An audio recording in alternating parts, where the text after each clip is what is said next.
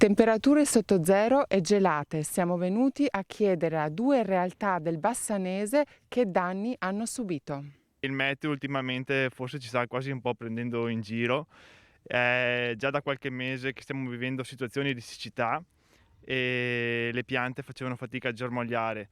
Adesso con la gelata di questi ultimi giorni ci ha dato un po' il colpo di grazia perché appunto le gemme e i germogli si sono rovinati. E ci sono lunghi periodi di siccità ai quali seguono poi anche fenomeni, pensiamo anche l'anno scorso, fenomeni di acquazzoni intensi. In più quest'anno c'è arrivato anche un colpo di coda dell'inverno che ha messo in seria difficoltà i produttori e le produzioni sono un po' compromesse, soprattutto nel vitivinicolo.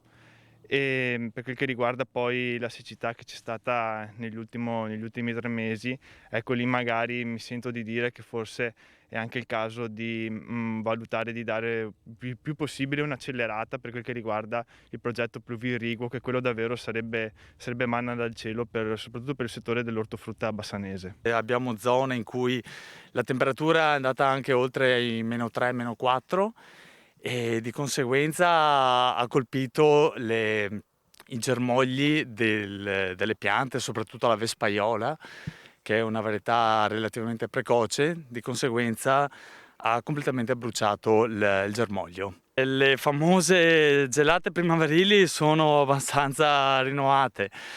Certo che non dipende da noi ed è difficile sia da prevedere che da intervenire, ecco, per risolvere. Nella nostra zona non è particolarmente soggetta, però quando colpisce fa male. La gelata va a colpire la gemma che darà produzione e quindi ne risentiremo anche l'anno prossimo e nei prossimi anni ancora.